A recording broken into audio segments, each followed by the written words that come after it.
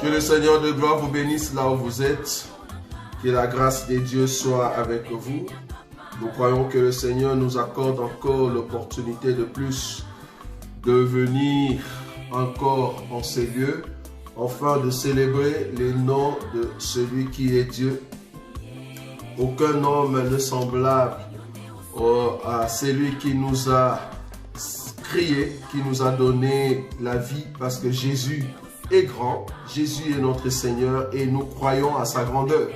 C'est pour cela que nous vous bénissons tous. Shalom, shalom, vous qui aimez la parole, vous qui aimez l'enseignement. Que le roi des gloires vous bénisse, bien-aimés, partout dans le monde, là où vous vous trouvez. Nous croyons qu'aujourd'hui, nous allons encore participer dans cette émission Bitéatéa.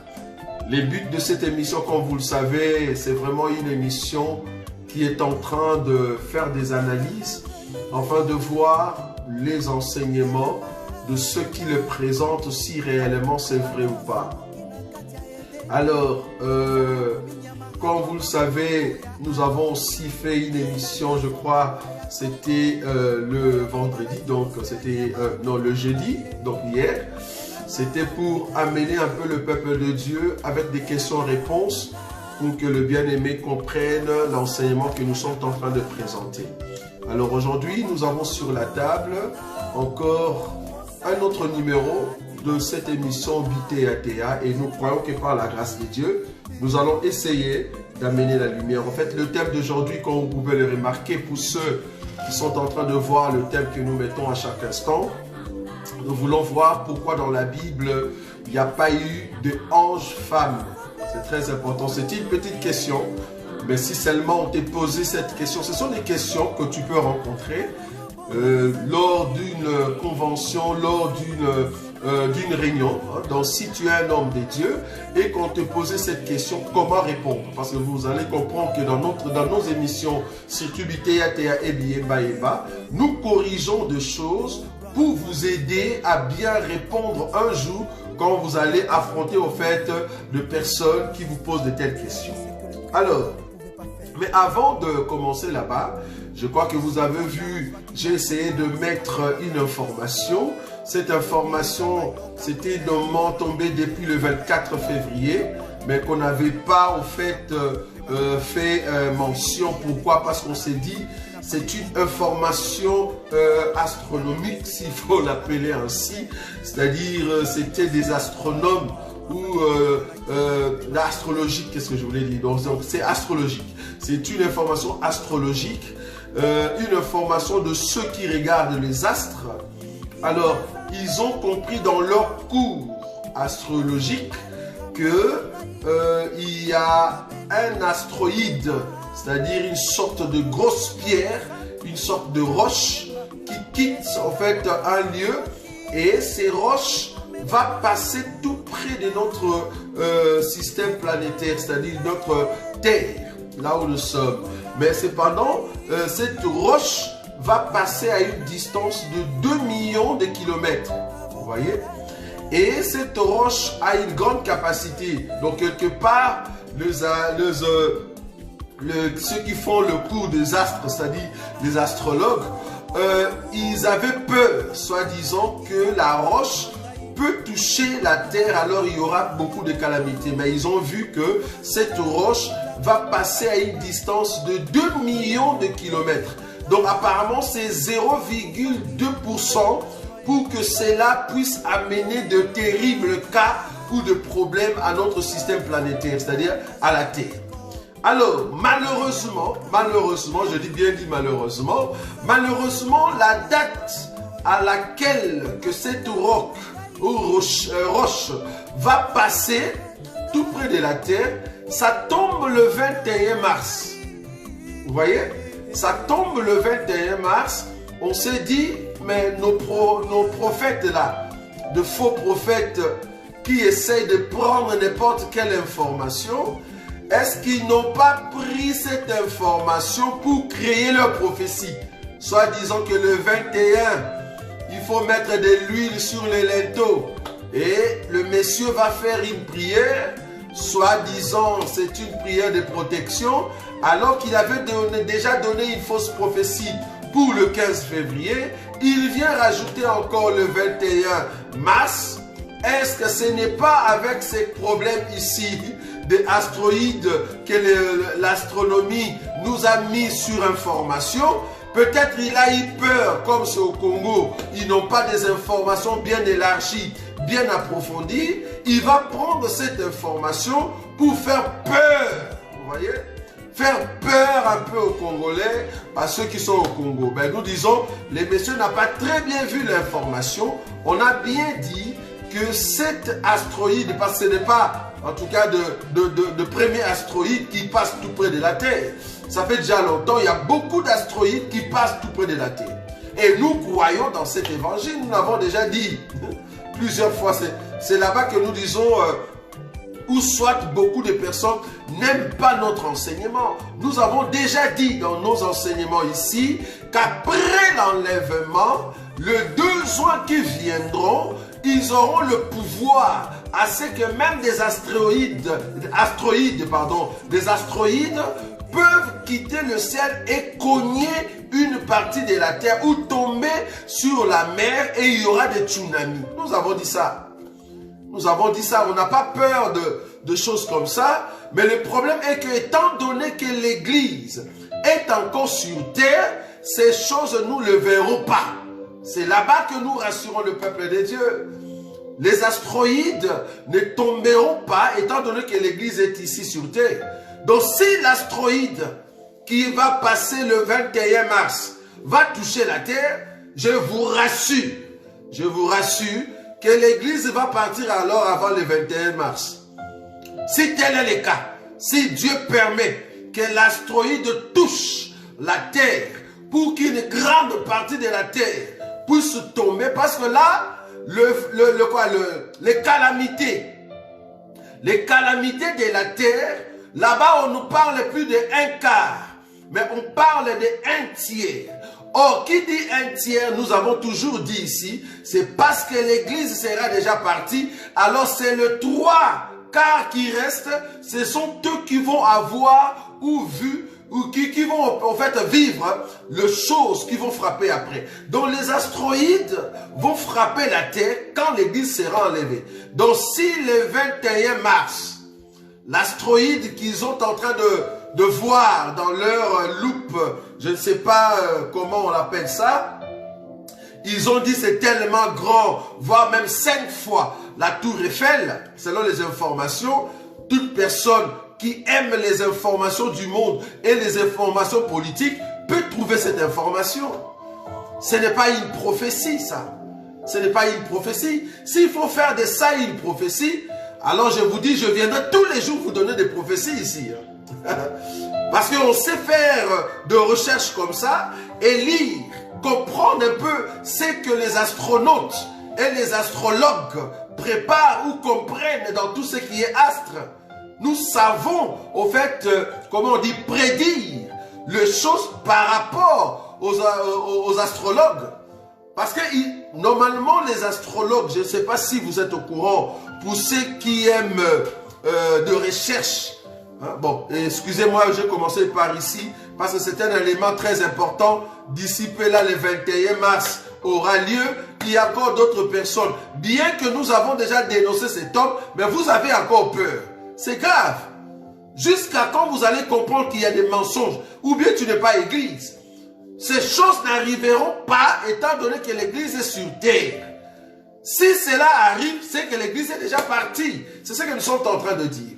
Donc la seule chose que les astrologues ont peur, c'est au fait l'astéroïde qui va cogner la terre, mais pas maintenant. Selon leurs calculs, parce que ce sont des mathématiciens comme nous autres, ce sont des mathématiciens, selon leurs calculs, l'astéroïde qui frappera la Terre sera à l'an 2185.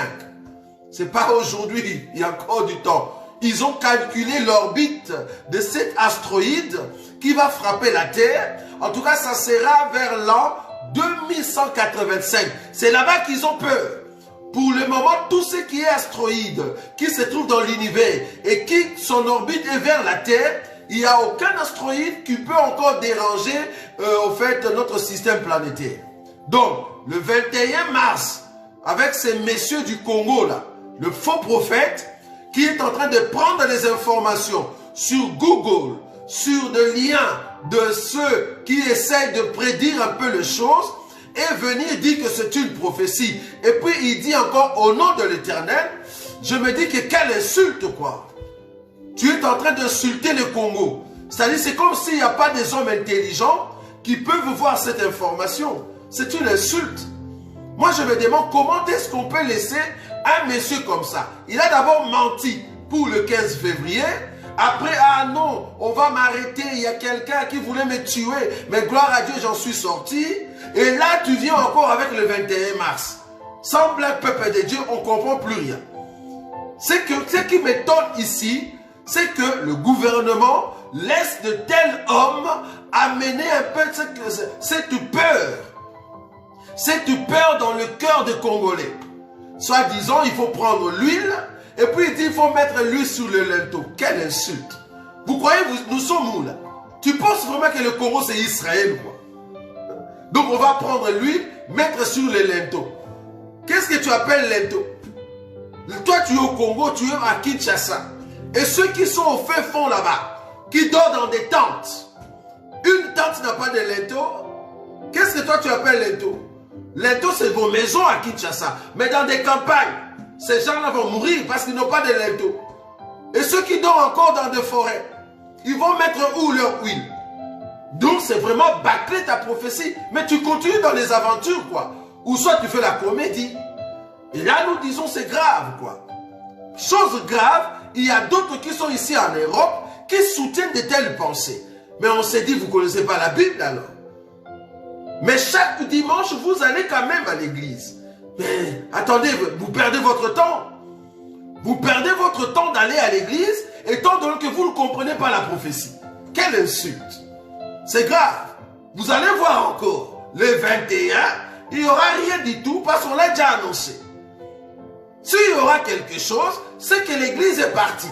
Parce qu'il parle de plusieurs morts. Je dis bien le 21. Parce que lui, il pense que l'astéroïde en question va toucher la Terre. Donc, la Terre, il y aura des tremblements de terre. Qui dit tremblement de terre, il y a des fracas en bas de la mer ou des océans. Or, quand il y a fracas en bas de la Terre, la Terre remonte, il fait que les tsunamis montent. Quand les tsunamis montent, ça va entrer dans des villes, ça va engloutir une grande partie. Nous disons que ces choses, nous l'avons déjà prêché. C'est pour ça que nous disons que vous n'aimez pas l'enseignement. Ces choses viendront après l'enlèvement. C'est parmi le frappe des besoins. Quand la Bible dit que les étoiles tombaient du ciel, les étoiles en question, quand on dit étoile, ça veut dire astre. Ceux qui étudient les astres, on les appelle les astrologues. Donc astrologie, c'est une science qui étudie les astres. Maintenant les astrologues étudient ce qu'on appelle des astres. Parmi les astres, il y a les astéroïdes. Donc les astéroïdes, ce sont des astres, des morceaux, des grosses morceaux de pierre, mais qui se déplacent à une grande vitesse. Et quand tu regardes dans le ciel, tu les vois sous forme d'étoiles filantes. Tu le vois sous forme de l'étoile filante. C'est-à-dire c'est le déplacement des astéroïdes d'un lieu à un autre. Vous voyez?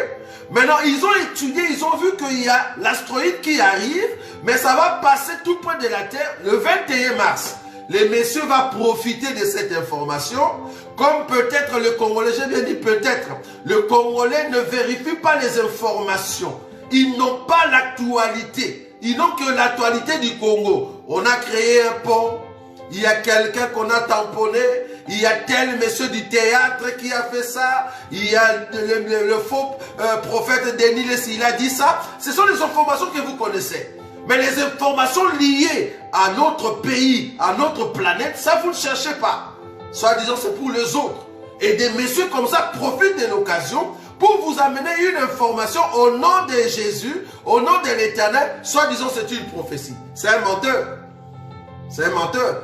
Et vous allez voir le 21 mars va passer, rien ne va se passer et personne ne va attaquer cet homme et il va continuer dans des bêtises quoi.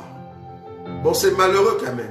Que Dieu nous aide Alors, nous voulions toucher aujourd'hui sur pourquoi dans la Bible, il n'y a pas eu, en fait, un ange qui vient visiter quelqu'un, mais sous forme d'une femme. Pourquoi? Parce que si vous remarquez dans la Bible, je vais prendre une écriture. Je vais prendre l'écriture d'Abraham. Donc, Genèse chapitre 18. Genèse chapitre 18. La Bible dit ceci. Genèse chapitre 18. Je commence à partir du verset... Genèse 18 à partir du verset 2. La Bible dit ceci. Je vais lire rapidement. Il leva les yeux et regarda, et voici 3 hommes étaient debout près de lui. Quand il les vit, il courut au-devant d'eux depuis l'entrée de sa tente et se prosterna à terre. Les 3 personnes qui sont venues dans la maison d'Abraham, ces 3 personnes, c'était des hommes. La Bible les appelle hommes. Ce n'était pas de femmes. Pourquoi est-ce que les anges qui viennent du ciel, il n'y a aucun ange dans la Bible a pris la forme d'une femme pour amener le message? En fait, le but de cette émission, c'est quoi? Nous sommes en train de marteler, si réellement, parce que nous avons compris que vous fouettez tout le temps, apparemment vous ne comprenez pas, parce que vous êtes des têtus, vous voyez? Alors nous voulons utiliser cette manière d'aider nos sœurs qui aiment l'évangile, mais avec un langage qui peut les aider de venir. Pourquoi dans la Bible, Dieu n'a pas utilisé un ange, je dis bien un ange. Quand on dit un ange, d'abord, premièrement, c'est un esprit. Un esprit qui vient du ciel. Donc, vous êtes d'accord avec moi que Dieu n'a pas besoin qu'un esprit qui vient du ciel et qui va prendre un corps. Mais en réalité, Dieu n'aimerait pas que ce soit seulement les hommes. Dieu peut dire, voilà, ben j'envoie un ange, mais quand tu vas arriver sur terre, tu peux prendre la forme d'une femme. Pourquoi Dieu ne l'a pas fait? Parce que la Bible, c'est un livre, c'est une sorte de composé, là où il faut te poser des questions. Et tout ce qu'ils ont mis à l'intérieur, ce n'est pas en vain. Vous voyez? Donc il faut te poser des questions, toi qui es enfant de Dieu, à chaque fois que tu lis quelque chose.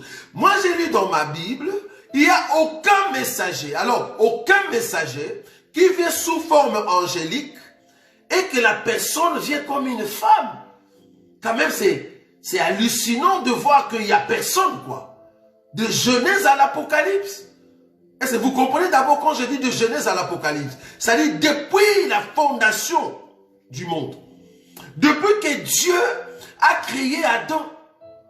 Jusqu'au jour où Jean est en train de voir les choses. Bon, je ne sais pas depuis le temps des Jean jusqu'à aujourd'hui qui a déjà vu un ange apparaître, mais sous forme de femme. Je ne sais pas. Mais en tout cas, dans la Bible, il n'y en a pas. Et ça m'a attiré. Étant homme de Dieu, je me dis, mais attendez, c'est qu'il y a un enseignement là-bas.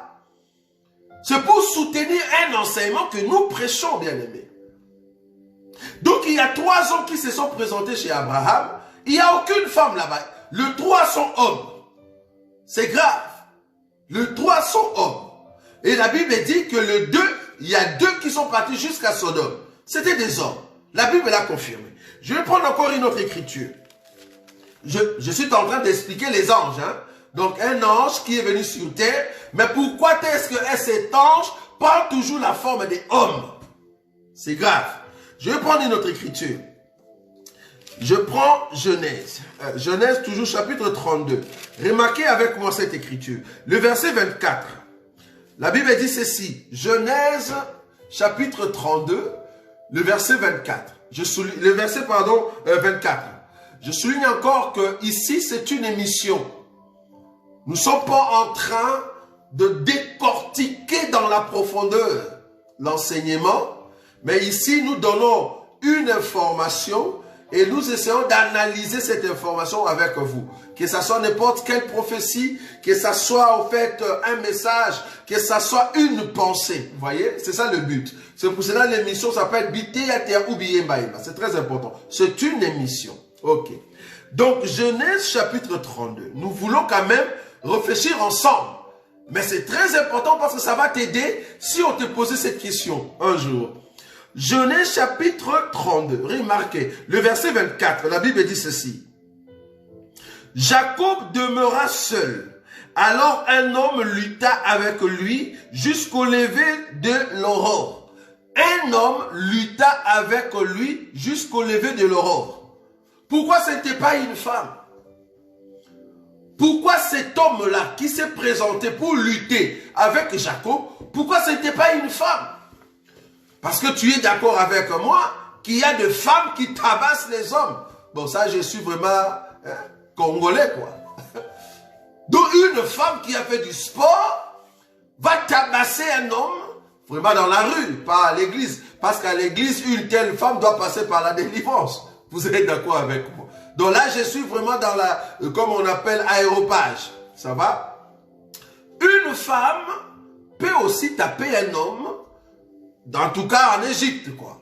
C'est-à-dire, si la femme a fait du sport, la femme a été boxeuse, la femme a fait des judo, hein, donc du judo, donc du coup, cette femme, s'il rencontre un homme qui n'est pas trop fort, ben facilement, hein, en tout cas, cette femme peut tabasser cet homme. Mais pourquoi est-ce que cet homme a pris la forme des hommes pour venir chez Jacob? Tous ces anges de la Bible, est-ce que ce sont comment on les appelle? Ils ont mis en place un système discriminatoire. C'est comme s'ils n'aiment pas de femmes, quoi. Est-ce qu'il faut dire que les anges étaient sexistes? Pourquoi tous les anges, il n'y a aucun ange femme? Pourquoi? De Genèse à l'Apocalypse. Est-ce que ces anges, ils ont dit à Dieu, non, s'il te plaît, ne nous envoie pas sous forme de femmes? C'est comme si les anges n'aimaient pas les femmes. Hein? Pourquoi ils n'ont pas pris la forme de femmes? La Bible dit, c'était un homme qui a lutté avec Jacob. Ce n'était pas une femme. Maintenant, remarquez cet homme-là, parce que je viens pour soutenir qu'en réalité, Dieu n'est pas femme. Dieu devient femme, je vais l'expliquer, mais en réalité, Dieu est homme. Je n'ai pas dit Dieu est l'homme, ou Dieu est un homme, je n'ai pas dit ça. Il faut vraiment me prendre au mot, c'est très important de foi, parce que ça nous donne maintenant la vraie pensée de ce que nous voulons donner. Dieu est homme. Je n'ai pas dit Dieu est un homme. Je n'ai pas dit ça. Dieu n'est pas un homme, mais Dieu est homme. C'est très important. Vous allez comprendre pourquoi je dis ça. Donc ici, dans Genèse chapitre 32, je prends un élément très important qui est juste en bas. Le verset qui m'aide ici. Le verset qui m'aide ici. Je vais prendre l'écriture. Alors, je prends le verset 27. Genèse chapitre 22, le verset 27. La Bible dit, il lui dit, quel est ton nom? Il répondit, Jacob. Il dit encore, ton nom ne sera plus Jacob. Ça, c'est l'homme qui parle. Ton nom ne sera plus Jacob, mais tu seras appelé Israël, car tu as lutté avec Dieu et avec des hommes et tu as été vainqueur. Donc l'homme en question qui luttait avec Jacob, c'était en fait Dieu. Ah, donc Dieu est venu chez Jacob sous forme d'homme. Pourquoi Dieu ne s'est jamais révélé sur la terre sous forme de femme? Est-ce que Dieu est sexiste? Est-ce que Dieu, c'est un Dieu qui pratique la discrimination? Il n'aime pas être sous forme d'une femme. Loin de là. Vous allez comprendre que c'est loin de là. Au fait, il y a un pourquoi. Pourquoi Dieu, depuis Genèse jusqu'à l'Apocalypse, quand il se présente comme homme, il y a les attributs qui le suivent. Et quand il se présente comme femme, comment est-ce qu'il se présente comme femme? En tout cas, Dieu dans la Bible, il se présente comme homme. Il y a des attributs qui l'accompagnent. Et quand il se présente comme femme, il y a les attributs qui l'accompagnent. Et cette femme-là, nous voulons l'expliquer. Très important. Donc ici, c'est Dieu lui-même qui combat avec Jacob. Mais il est venu comme homme. Et quand je dis homme, ça veut dire nous voyons comme ça avec nos deux yeux. Homme. Un homme. Vous voyez? C'est très important. Je parle ici des anges. Hein? Ok. Je ne parle pas des servantes et des serviteurs qu'on voit sur terre. Ça, c'est autre chose. Moi, je dis ceux qui viennent du ciel. C'est-à-dire, quand il vient, ils vont prendre une forme humaine et la forme humaine qu'ils vont prendre. Au lieu que ça soit la forme humaine femelle, ils prennent toujours la forme humaine mâle. C'est là-bas que moi je suis. Bon, je continue. Je vais prendre une écriture encore dans le livre de Juges. Je suis en train d'expliquer les anges dans les temps. Juges chapitre 13. Juges chapitre 13. Je prends une écriture ici. Juges chapitre 13. Je prends le verset 3. L'ange de l'Éternel apparut à la femme et lui dit, voici tu es stérile et tu n'as point d'enfant. Tu deviendras enceinte et tu enfanteras un fils. Là-bas on a dit ange. On n'a pas dit si c'était un homme ou c'était une femme. Mais la précision de l'écriture est en tout cas dans le verset 6. La Bible dit, la femme alla dire à son mari, un homme de Dieu est venu vers moi et il avait l'aspect d'un ange de Dieu. Donc, quand la femme parlait avec la personne qui était devant elle, c'était un homme. Pourquoi cet ange n'a pas pris la forme d'une femme? Parce qu'il sait très bien qu'il va parler à une femme. Quand même, par respect, il pouvait prendre la forme d'une femme. Comme ça, entre femmes, la communication va passer. Mais l'homme va prendre la forme de l'homme. J'aime ça. De la même manière, Gabriel, pourquoi il va prendre la forme d'un homme alors qu'il parle à Marie? De la même manière, les deux anges, lors de la résurrection de Jésus, pourquoi ils ont pris la forme de l'homme? Même les jardiniers, qui était le Seigneur lui-même, pourquoi il a pris la forme d'un jardinier et non pas d'une jardinière? Ok. C'est parce que il y a cette écriture. L'écriture dit ceci. C'est une écriture simple que tu connais. Personne n'est monté au ciel, si ce n'est que celui qui est descendu, le Fils de l'homme qui est dans les cieux. Nous croyons que dans le ciel, celui qui dirige toutes choses, c'est l'homme. Quand nous parlons de l'homme ici, je veux que tu enlèves dans ta tête, l'homme c'est Adam. Quand je dis Adam, je vois Adam avec son corps. Et que la femme c'est Ève. Je veux que tu enlèves d'abord ça. Parce que en réalité, Adam, c'est le souffle qui est venu de Dieu. Parce que la masse qui était sur terre, c'était le corps qu'on a donné à Adam. Le véritable Adam est venu de Dieu. Quand Adam, le véritable, est entré à Adam, corps, c'est alors que l'être, la Bible dit, l'homme devient un être vivant. Mais étant donné que le véritable Adam n'est pas encore entré, il reste toujours homme. Donc, le véritable homme, quand Dieu a dit, créons l'homme à notre image. D'abord, cette image-là veut dire, donnons à l'homme l'autorité. Ça, c'est une autre dimension, bien aimé. Cette image-là qui est Christ, c'est-à-dire, quand nous regardons l'homme, nous voyons l'autorité. Vous voyez? Parce que Dieu est autorité. Or, l'autorité, c'est le chef. Vous voyez? Donc, quand Dieu regarde l'homme, il voit l'autorité. Je parle de l'homme forme.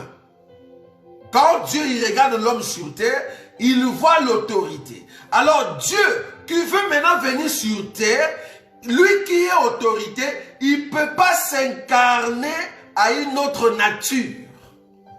Il doit s'incarner à la créature qui incarne l'autorité. Qui incarne l'autorité. C'est pour cela, à chaque fois qu'il envoyait les anges, il prenait sa parole. J'aime ça. Attends, on va lire cette écriture. Je crois dans les évangiles. Je vais prendre une écriture dans l'évangile. Je crois dans le livre de Luc, si je ne m'abuse pas. Luc, je crois, chapitre 1er ou 2, mais je suis sûr que c'est premier. Luc, chapitre 1er. Remarquez avec moi cette écriture. Alors, Luc, chapitre 1er, je prends le verset. Je prends le verset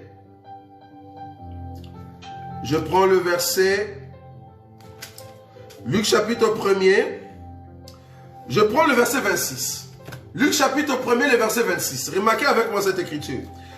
Au 6e mois, l'ange Gabriel fut envoyé par Dieu dans une ville de Galilée appelée Nazareth. Au 6e mois, l'ange Gabriel fut envoyé par Dieu. Qu'est-ce que Dieu a dit à l'ange Gabriel pour qu'il vienne dans cette ville de Galilée? Donc quand l'ange va ouvrir la bouche, c'est ce que Dieu a mis dans la bouche de l'ange qui doit sortir. Vous voyez? Donc Gabriel a été envoyé. C'est comme si tu dis à un enfant, va à la poste, prends cette lettre, va poster. Donc quand l'enfant arrive à la poste, il présente la lettre. Et puis l'enfant rentre. Ou soit, tu envoies l'enfant, va appeler ta maman. La parole, c'est la parole du Père. Mais c'est une parole qu'on a posée dans la bouche de l'enfant pour que l'enfant aille appeler sa maman. Quand l'enfant va arriver, l'enfant va juste ouvrir la bouche.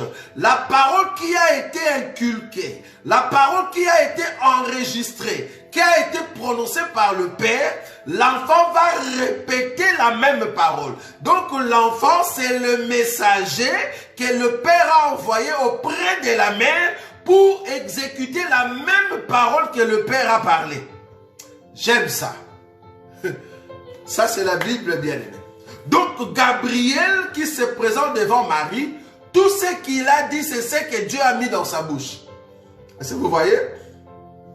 Oh, Dieu, étant l'autorité, comme il envoie sa parole avec un ange, l'ange qui vient se présenter sur terre, l'ange qui incarne la sémence que Dieu a envoyée sur terre, il faut que l'ange vienne comme un homme qui donne la sémence. L'ange venait pour amener le message. L'ange incarnait le canal par lequel Dieu veut parler aux hommes. Donc du coup, l'ange représentait le canal là où il y a la sémence de Dieu pour donner à la femme qui est la terre. Donc du coup, ce canal doit être un canal homme. Homme. C'est pour cela la Bible dit, Luc chapitre 1er, le verset 26, au 6e mois, l'ange Gabriel fut envoyé par Dieu dans une ville de Galilée appelée Nazareth, auprès d'une vierge fiancée à un homme de la maison de David, nommé Joseph. Le nom de la vierge était Marie. L'ange entra, 28, l'ange entra chez elle et dit, « Je te salue, toi à qui une grande grâce a été faite. Le Seigneur est avec toi. » Ça, c'est la parole que l'ange était en train de prononcer. Il a prononcé la parole et Marie a entendu. Nous disons que l'homme possède la bouche et la femme doit avoir l'oreille. Or, c'est par la bouche que la parole est sortie et c'est par l'oreille que la parole est entrée. Donc, Marie a reçu la sémence par l'oreille. parce que l'ange l'a donné par la bouche et Dieu a communiqué la vie. Est-ce que vous voyez cela? Donc, un ange, c'est en fait le représentant de Dieu sur terre. Or, Dieu étant autorité, il doit se présenter sous forme d'homme.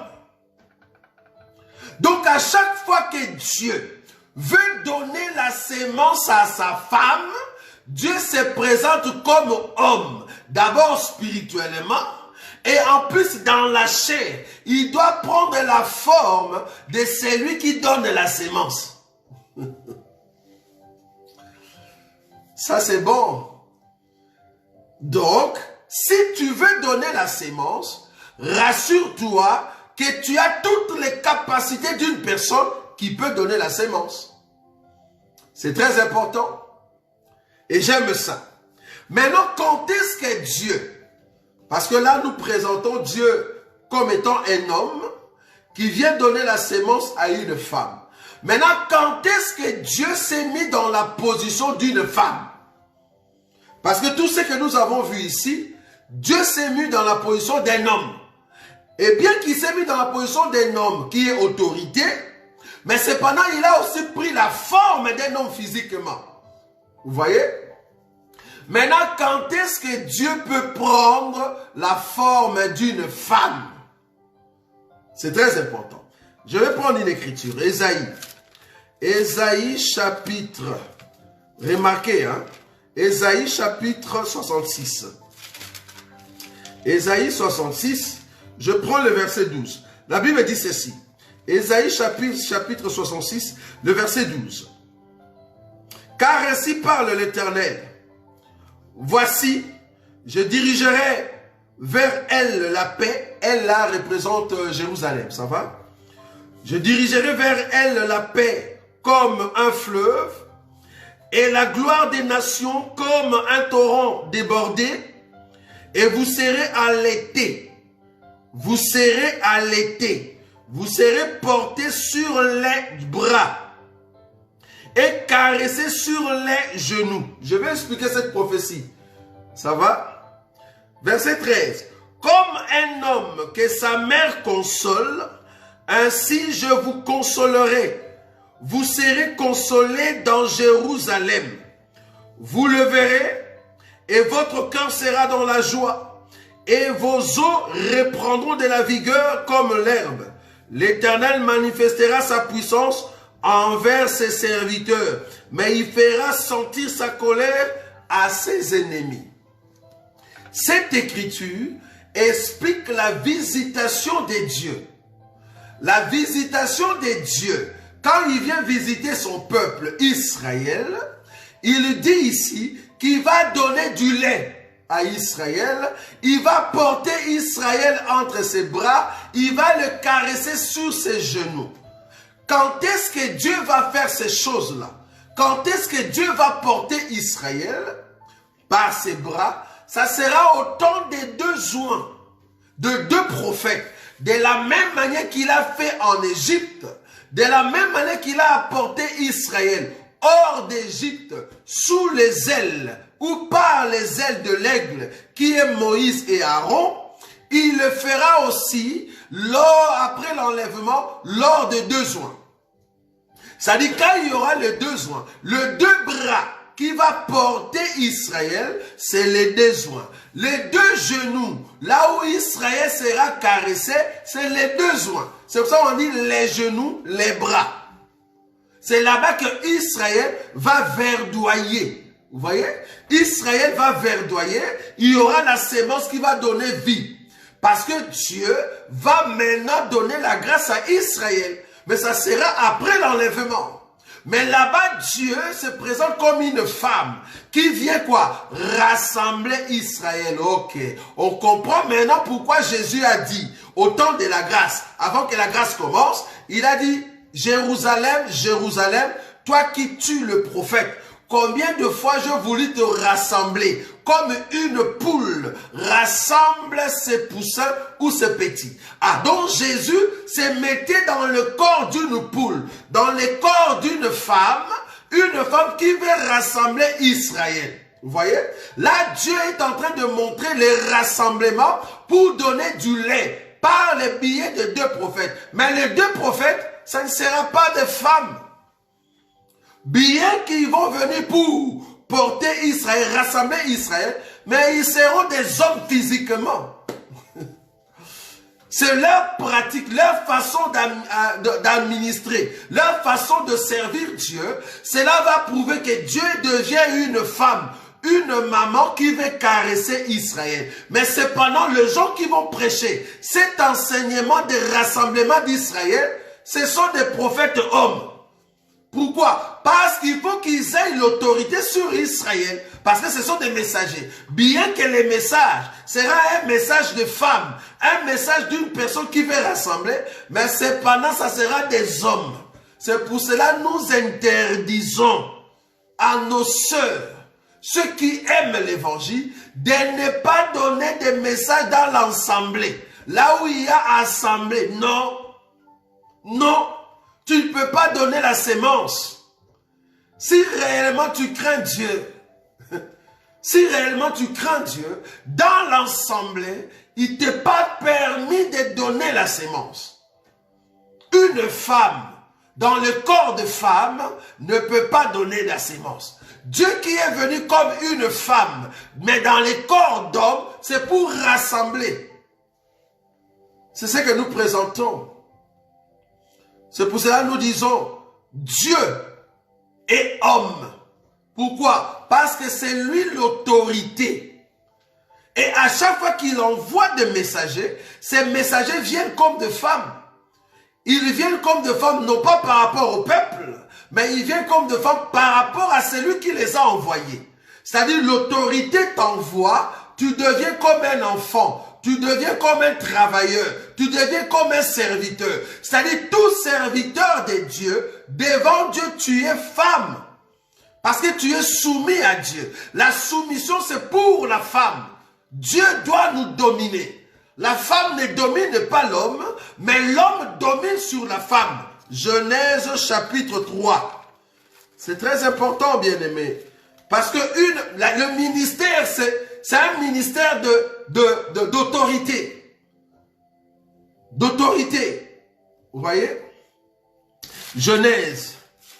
Oh, que Dieu aide nos bien-aimés qui sont encore dans ces choses. Vraiment avec un cœur de douleur que nous sommes en train de présenter ces choses. Jésus arrive. Mais si tu ne comprends pas, tu penses qu'on est méchant. Ok, c'est pas grave, tu peux continuer. Genèse chapitre 3. Genèse chapitre 3. Je prends le verset, je crois, à partir du 14. Genèse chapitre 3, je commence à partir du verset 15. Non, 16, excusez-moi. Genèse chapitre 3, verset 16. Il dit à la femme, j'augmenterai les souffrances de tes grossesses. Tu enfanteras avec douleur et tes désirs se porteront vers ton mari, mais il dominera sur toi. Le mari dominera sur toi. Cette parole, Dieu ne l'a pas encore changée.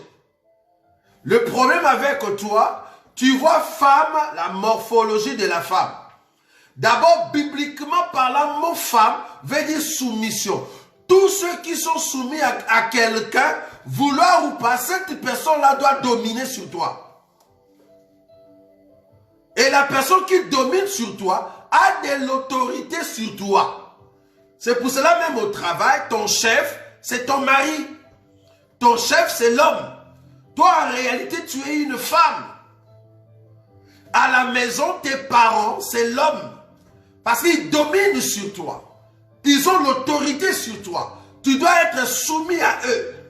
Tu dois le respecter. Parce que ce sont tes chefs. L'homme est le chef. Alors toi, une femme physique, quand tu te présentes dans l'église, assemblée de saints, assemblée des élus, assemblée là où le peuple de Dieu sont réunis, quel est le titre que tu as? Tu n'es pas notre chef? Non, quand tu prêches, tu ne portes pas le manteau du chef. Mais nous croyons que les ministres, hommes, quand ils parlent, comme il parle au nom du Seigneur, il devient le chef. Dans la chair et en esprit. Bon, ça fait très mal, mais c'est ça l'enseignement. Waouh! Il dominera sur toi. C'est très important. Donc là, nous comprenons que l'homme qui est Dieu, quand il envoie les anges, ces anges sont soumis à Dieu. Du coup, les anges deviennent femmes par rapport à Dieu. C'est pour cela Jésus, j'aime ça. Jésus, quand il est venu comme un enfant. Or, le fait qu'il est venu comme un enfant, alors là, il devient femme par rapport à Dieu. C'est très important. Remarquez avec nous cette écriture. Hein? Une écriture que j'aime beaucoup. Que je me dis, merci Seigneur, parce que tu sais vraiment préparer des choses. Remarquez cette écriture avec nous. La Bible dit ceci, 1 Corinthiens chapitre 1er. 1 Corinthiens chapitre 1er, nous allons le lire rapidement. 1 Corinthiens chapitre 1er, pour comprendre que Jésus, au fait, c'est la femme de Dieu.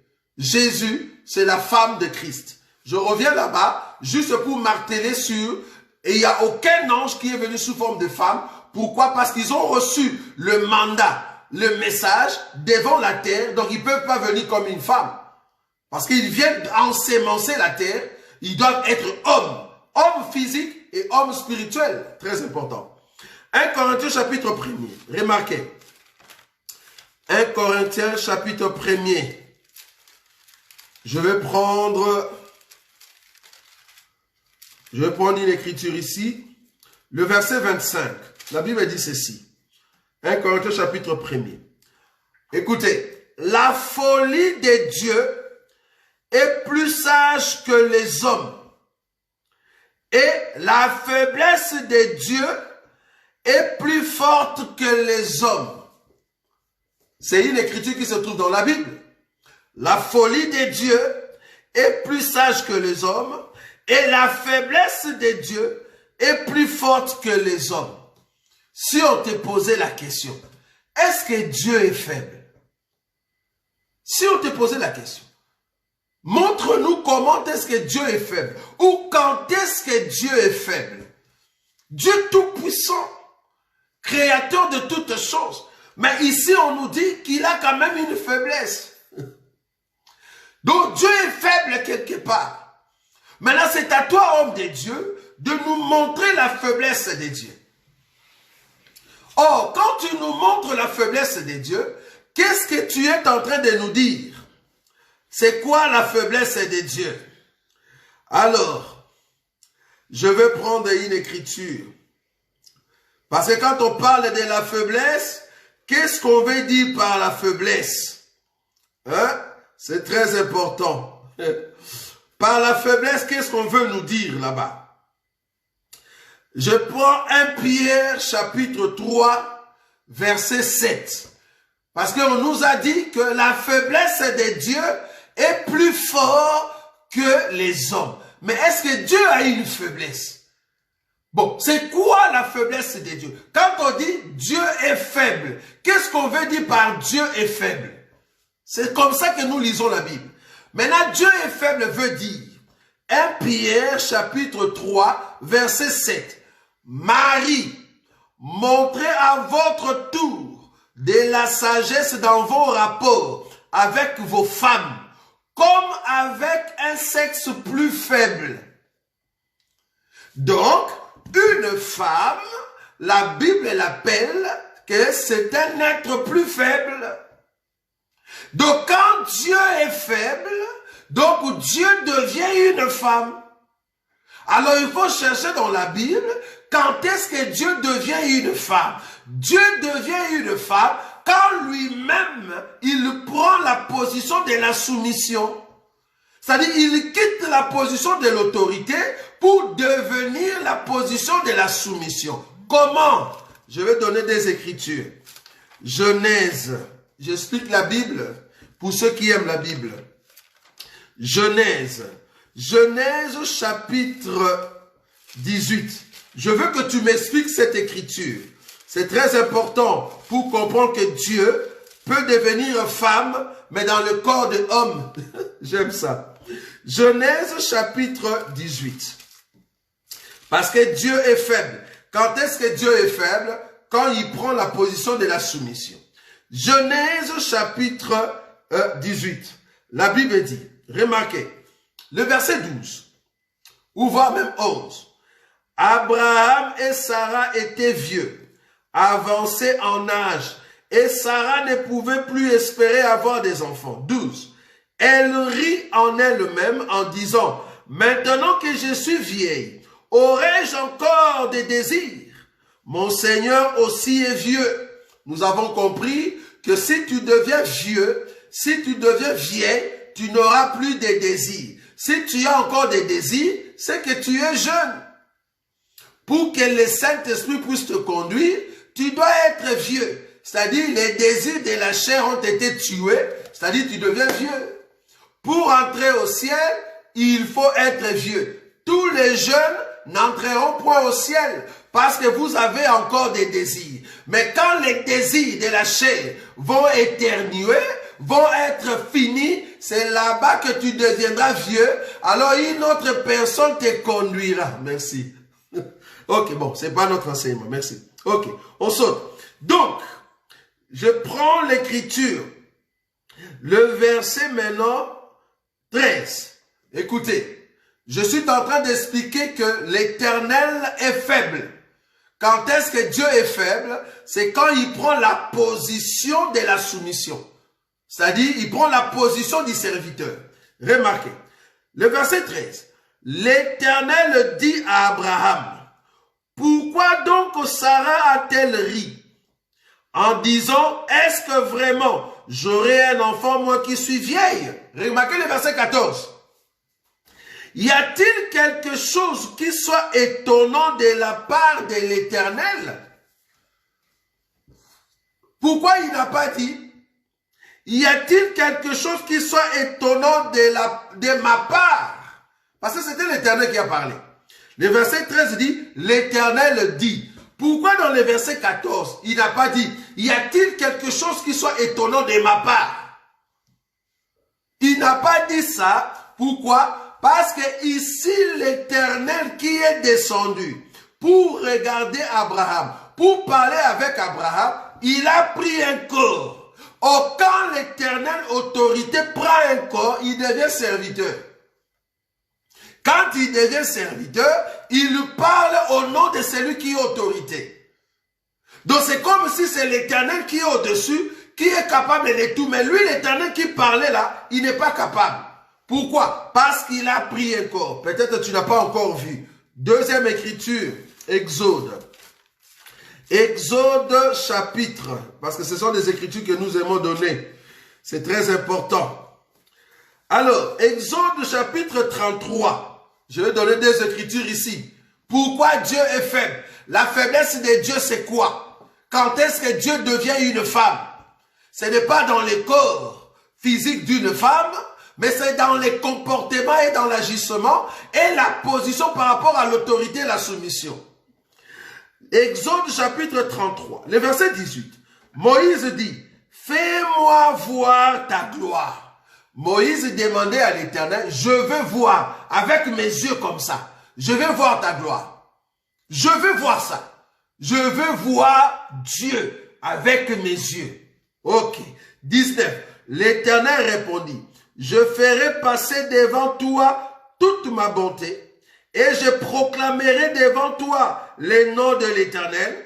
Je fais grâce à qui je fais grâce et miséricorde à qui je fais miséricorde. L'Éternel dit, tu ne pourras pas voir ma face, car l'homme ne peut me voir et vivre. Donc, Dieu ici, il veut maintenant montrer sa bonté à Moïse. Parce que Moïse voulait voir Dieu avec ses propres yeux. Maintenant, Dieu parle avec Moïse. Il dit, ok, tu vas me voir, mais il faut comprendre que ma face, tu ne le verras pas. Maintenant, comment est-ce que Dieu est venu pour se montrer à Moïse? Comment? Exode chapitre 34, le verset 6. Je commence à partir du verset 25. Exode chapitre 34 verset 5. Comment est-ce que Dieu a vu Moïse? Comment est-ce que Moïse a vu Dieu? Parce que l'homme ne peut pas voir Dieu et vivre. Maintenant, il faut que Dieu devienne faible. Il faut que Dieu devienne femme. Et c'est comme ça que maintenant, Moïse peut voir Dieu. En d'autres termes, Satan ne pouvait pas toucher Adam. Parce que Adam, c'est l'autorité. Satan est parti chez la faiblesse de l'homme. Bon, ce n'est pas le jour où il faut entrer dans les détails. Mais nous sommes en train de préciser cette chose. Ça va. Mais venez les dimanches, c'est là-bas que nous entrons dans les détails des choses. Exode chapitre 34, le verset 5. Parce que dans le verset 33, Dieu a dit, ok, je veux passer et je vais proclamer les noms de l'Éternel. C'était l'Éternel qui parlait. Maintenant, Exode chapitre 34, le verset 5. L'Éternel descendit dans une nuée, s'éteint là auprès de lui et proclama les noms de l'Éternel. L'Éternel descendit.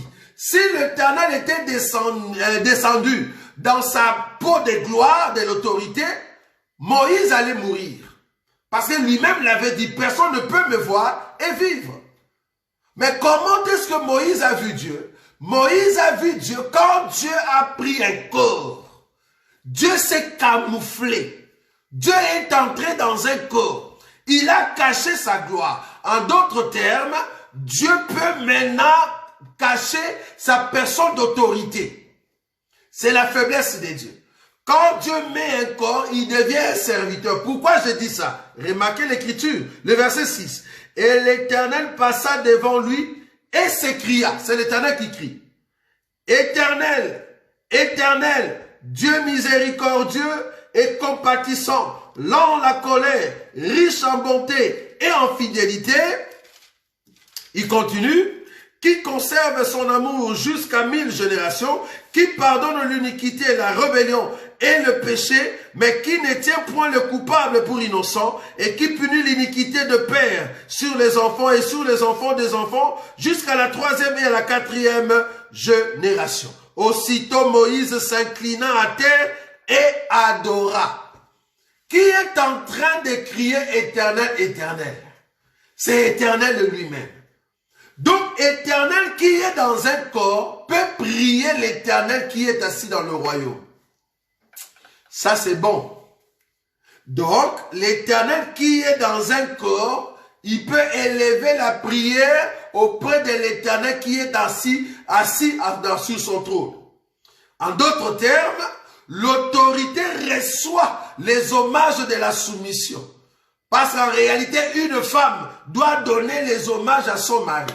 Donc l'Éternel qui a pris le corps de la nuée, c'est notre Seigneur Jésus qui élève le Père.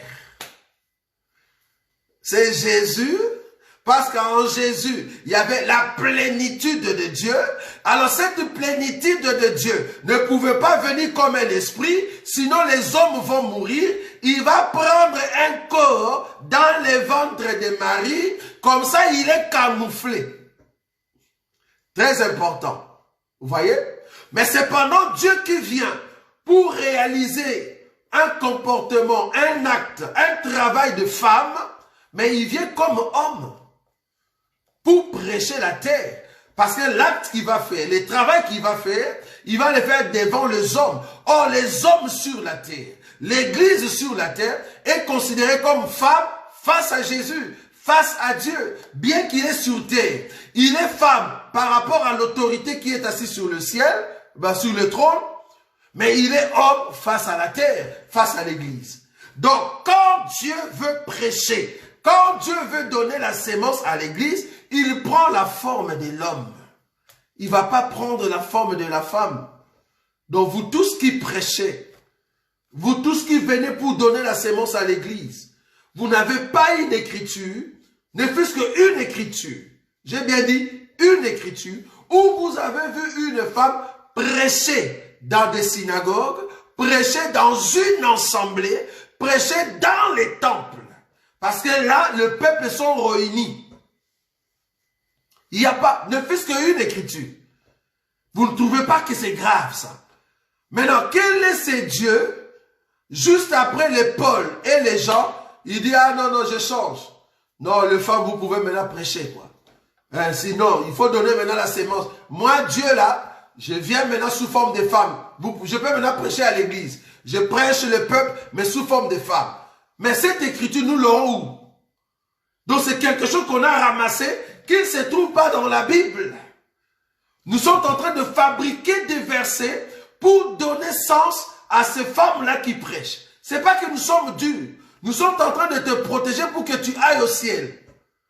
Tu crois vraiment? Quel est l'intérêt que nous pouvons avoir de t'empêcher alors que tu connais très bien l'enseignement?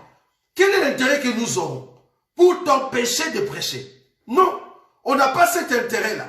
D'ailleurs, nous serons très fiers de voir que nos sœurs dévorent la parole, prononcent la parole avec efficacité dans l'assemblée. Imagine qu'on invite les gens. Venez écouter telle sœur. Comment est-ce qu'elle va déchirer l'animal? Mais attendez, mais c'est une fierté pour nous. Parce que nous avons très bien enseigné nos sœurs. Mais si nous empêchons, c'est parce que nous n'avons pas vu le modèle. Il n'y a pas de modèle. Donc du coup, ne nous prenez pas comme de fascistes. Non. Ne nous prenez pas comme des hommes machos. Non. Soi-disant, nous sommes sexistes. Dieu n'est pas sexiste. Il sait ce qu'il est en train de faire. C'est lui qui amène la sémence, c'est l'homme. C'est lui qui reçoit la sémence, c'est la femme. Donc, Gabriel qui reçoit la sémence auprès de Dieu, Gabriel devient femme devant Dieu. Gabriel qui vient donner la sémence devant Marie, Marie devient femme, Gabriel devient homme. C'est très important. Maintenant, quand l'homme se lève dans l'assemblée pour donner la sémence à une femme qu'on appelle église, il faut que cette personne-là soit homme, qui incarne la sémence donnée. C'est très important. Bon, on peut rester ici jusqu'à demain. La seule personne qui peut te convaincre, en tout cas, ce n'est pas moi. La personne qui peut te convaincre de ces choses, c'est le Seigneur.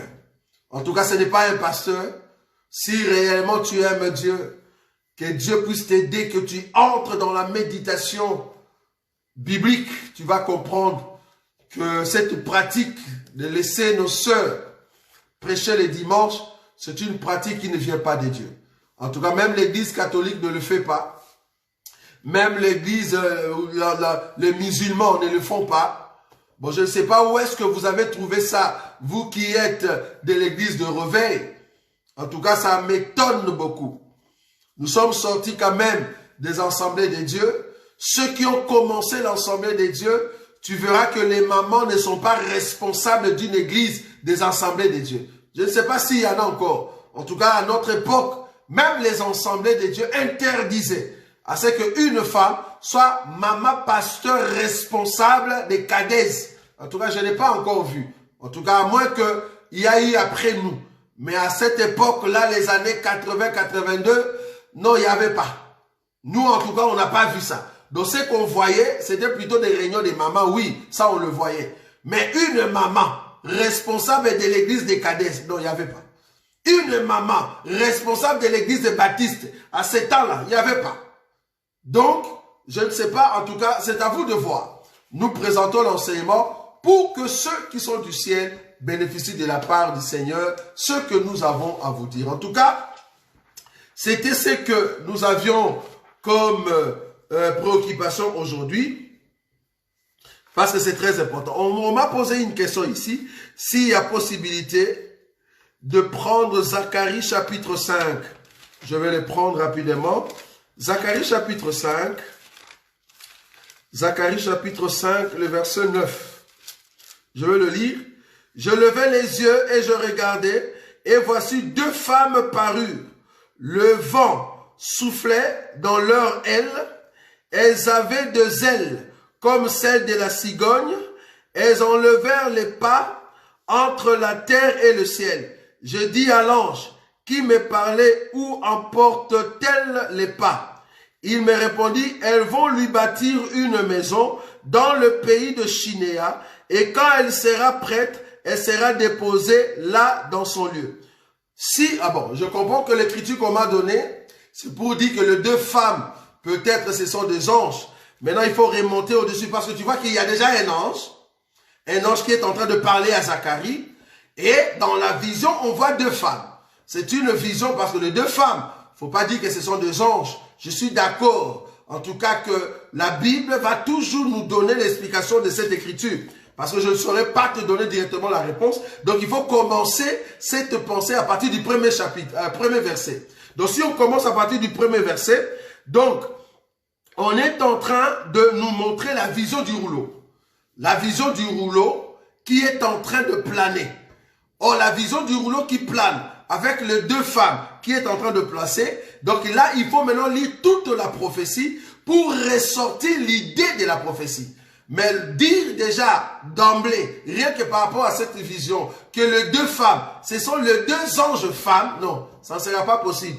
C'est comme si dans la vision des gens, on nous montrait une femme assise sur le zoo. Cette femme-là, ce n'est pas un ange, non. C'est une vision qu'on voit une femme. Donc, on va donner le type ou les symboles de cette femme-là dans les Écritures. C'est la même chose ici. Les deux femmes en question, ce ne sont pas les anges qui sont en train de voler avec le rouleau, mais c'est un peuple qu'on va expliquer si seulement on étudie, au fait, Zacharie chapitre 5, c'est-à-dire toute l'Écriture. Parce que je prends maintenant une écriture, là toujours, Zacharie chapitre 5, le verset 5. L'ange qui parlait s'avança et il me dit, lève les yeux et regarde ce qui sort là. Verset 6. Je répondis, qu'est-ce? Et il dit, c'est l'épas qui sort. Il ajoute, c'est leur iniquité dans tout le pays. Et voici une masse de plomb s'éleva et il y avait une femme assise au milieu de l'épas. Il dit, c'est l'iniquité. Et il la repoussa dans l'épas. Et il jeta sur l'ouverture la masse du plomb. Je levai les yeux et je regardai, et voici deux femmes parurent. Les vents soufflaient dans leurs ailes. Elles avaient des ailes comme celles de la cigogne. Elles enlevèrent les pas entre la terre et le ciel. Je dis à l'ange qui me parlait, où emportent-elles les pas? Il me répondit, elles vont lui bâtir une maison dans le pays de Chinéa, et quand elle sera prête, il sera déposé là dans son lieu. Merci parce que je trouvais au fait l'explication. Les deux femmes en question expliquent au fait la destruction d'une femme qui était iniquité. Si tu as compris la prophétie à partir du verset 5, on parle de la Babylone la grande qui sera au fait frappée et amenée dans le pays de Chinéa par les deux femmes ici représentées qui sont en fait les deux oins. C'est vraiment facile à comprendre. Or, quand nous parlons des deux oins étant messagers, je parle étant messagers, les deux oins seront des prophètes normaux. Mais on ne le présente pas comme les anges ici. On le présente comme étant des messagers qui viennent au fait pour enlever une femme. Mais cependant, c'est une vision. Nous sommes d'accord. C'est une vision. C'est pas qu'ils sont venus physiquement. Je suis en train de parler ici de l'ange envoyé par Dieu, arrivé sur terre. Nous le voyons avec ses deux yeux, homme ou soit femme. Mais il n'y a pas une femme. Mais ici, c'est une vision qu'on est en train de voir. Or, la vision n'est pas l'exactitude de choses. Donc, si je vois une femme, cela ne veut pas dire que c'est vraiment une femme. Il faut que cette femme vienne dans la chair pour que mes deux yeux voient que c'est une femme. C'est comme j'ai dit ici, la femme qui est assise, qu'on a appelée l'iniquité, ce n'est pas vraiment femme. C'est en fait une entité politique qu'on appelle la Grande Babylone, vous voyez? Parce que dans la vision, on l'a présentée comme une femme. Les deux femmes en question, c'est les deux prophètes. Vous voyez? Donc du coup, ça c'est une vision. Mais ce que nous parlons ici, c'est vraiment des anges qui ont été envoyés par Dieu auprès des hommes. Physiquement, quand tu le vois, tu vois que c'est un homme. Il n'y a pas eu des anges dans la Bible, physiquement, que c'est de femmes. Il n'y a pas eu ça. Donc, si tu as encore cette écriture, tu peux toujours nous donner qu'un ange est venu sous forme de femme auprès de quelqu'un dans la Bible. Alors, c'est ce que nous cherchons. Mais ça, c'est une vision. Nous ne saurons pas interpréter une vision dans ce sens-là que c'était physique. C'est pas possible. Donc ici, pour interpréter cette femme, ce sont en fait des envoyés. Ce sont en fait les deux oins qui viendront en fait détruire ou envoyer au fait au pays de Shinéa, ce que nous appelons la grande Babylone. En tout cas, c'est ce que je peux dire par rapport à ça. Donc voilà. Ça, c'est ce que nous avions à dire par rapport aux anges qui ont visité la terre. En tout cas, que Dieu vous bénisse. Le but ici, c'est vraiment aider le peuple de Dieu à comprendre la Bible. La Bible n'est pas méchante. La Bible nous aide à comprendre Dieu. Donc, si réellement tu comprends Dieu, tu vas le servir avec beaucoup d'efficacité. Vous voyez, c'est très important. Donc, prochainement, nous allons encore revenir ici les dimanches. Les dimanches, nous allons continuer notre enseignement sur la marche du fantôme sur la mer. Nous allons parler encore sur le voici et voilà l'agneau. C'est très important. Nous allons toucher beaucoup d'éléments. C'est un grand enseignement. Vous tous qui aimez la parole, qui aimez la nourriture, ne manquez pas ce dimanche à partir de 18 h sur notre page Facebook. Et pourquoi pas, par le biais de notre frère Jimmy, si seulement il peut nous mettre ça en direct. Donc, que Dieu le bénisse pour l'œuvre qu'il est en train de faire. Notre frère Jimmy en France, Jimmy Grasse, et notre frère Serge Viocolo. Que Dieu vous bénisse pour tout ce que vous êtes en train de faire en ce qui concerne les enseignements que vous êtes en train de mettre sur YouTube. Donc, en tout cas, que Dieu vous bénisse. Lundi prochain, mercredi, nous avons notre temps de prière à partir de 21 h. Jeudi prochain, nous aurons encore notre temps d'enseignement ou de prédication avec notre frère Patou. Hein? Donc, Patrick Yankolo, que Dieu lui accorde encore la grâce de continuer. En tout cas, que Dieu vous bénisse. Ne manquez pas nos programmes. Donc, soyez branchés et préparez-vous. Surtout, gardez vos oreilles soigneusement propres. Évitez d'écouter toutes sortes de prophéties. Quand vous écoutez une prophétie, ne soyez pas pressés.